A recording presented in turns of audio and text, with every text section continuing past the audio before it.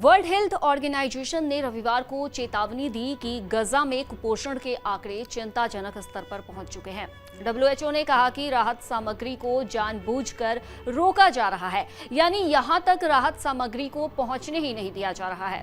वहीं इस बीच पूर्व अमेरिकी राष्ट्रपति बराक ओबामा की भी प्रतिक्रिया सामने आई है।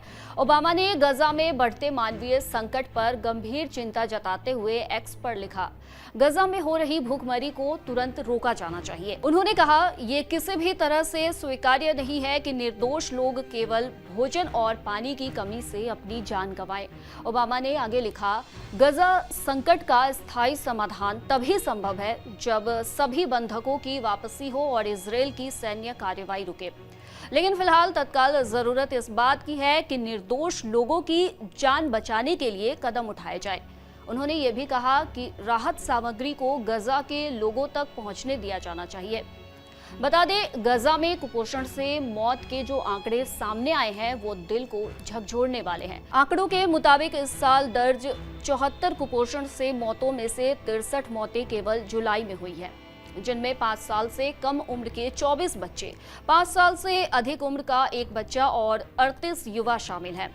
WHO का कहना है कि गजा में अब हर 5 में से एक बच्चा गंभीर कुपोषण का शिकार है और 4 से 6 साल के बच्चों में कुपोषण की दर जून से अब तक 3 गुना बढ़ चुकी है।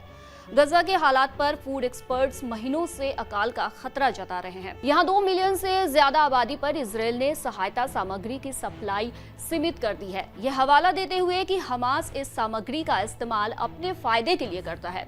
यूनाइटेड नेशंस के वर्ल्ड फूड प्रोग्राम का कहना है कि गजा की 1/3 आबादी कई दिनों तक खाना नहीं खाती और हर 4 में से एक इंसान अकाल जैसी स्थिति में जी रहा है। हमास के नियंत्रण वाले स्वास्थ्य मंत्रालय का दावा है कि हाल के दिनों में 100 से ज्यादा लोगों की मौत कुपोषण से हुई है।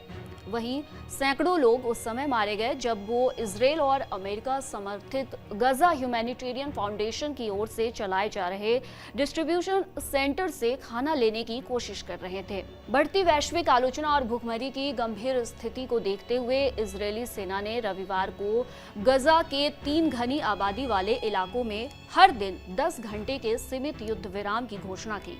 इसे टैक्टिकल पॉज नाम दिया गया है, जिसके तहत राहत सामग्री की आपूर्ति बढ़ाई जाएगी। ये युद्ध विराम हर दिन सुबह 10 बजे से रात 8 बजे तक लागू रहेगा। गजा से आई भूखमरी की खबरें और तस्वीरें इंसानियत पर भी सवाल पूछ रही है। सवाल है कि क्या इन लोगों की, छोटे छोटे बच्चों की भूख से तड़पती आंखों का जवाब किसी के पास है?